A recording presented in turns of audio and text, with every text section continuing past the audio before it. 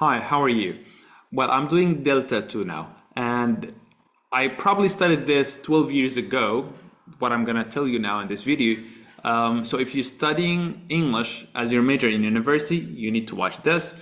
If you're an English teacher, this is for you, so you are on a solid ground when you're teaching grammar to your students. If you're an English student, you're learning English, it depends on your level. Let's see what I have. Subscribe if this is interesting for you. What is grammar? Grammar has two main things. The study of grammar studies two main things. Have a look here. If you look at the sentence, what do you want to do once you see slash sentences? If you look at what is on the screen, what do you want to do now?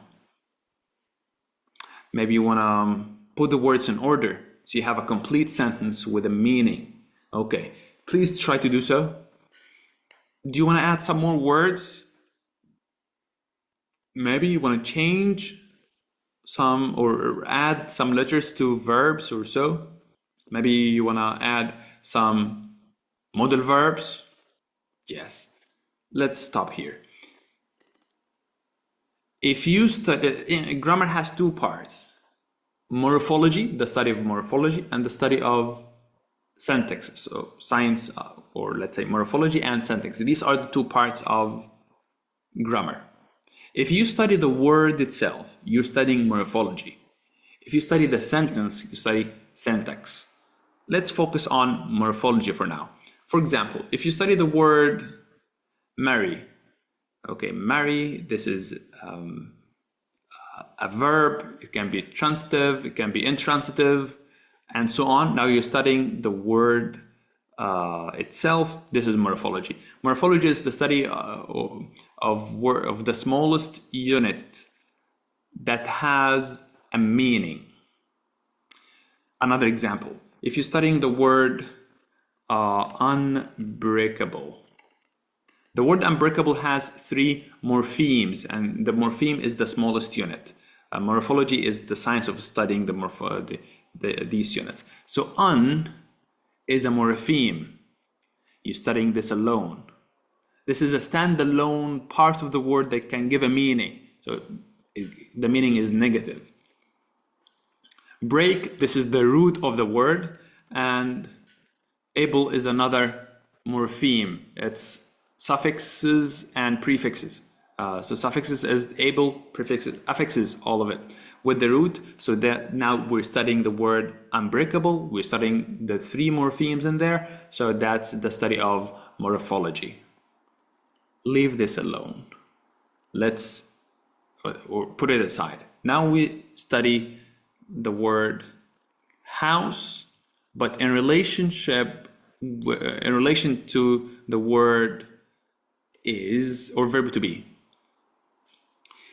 If you say house, is it house is or are or am or was and where? Is it houses are or are houses? Now we're studying a sentence, a complete sentence, for example. This is the study of syntax. Okay, so these two parts together, they form grammar, morphology and syntax. Syntax and morphology, at some point, they interconnect. Okay, it's very difficult at some point to say if this point now is morphology or syntax. For example, it depends also on the language itself. Is it English? Is it Latin? Is it Arabic? And so on. For example, because ordering the words is very important in giving a meaning. Where is it? Latin. Yes. Here is how Swan, Michael Swan, describes the connection in his book Grammar, 2005. The connection between syntax and morphology. Languages use both morphology and syntax to create meaning, with some relying more heavily on one than the other.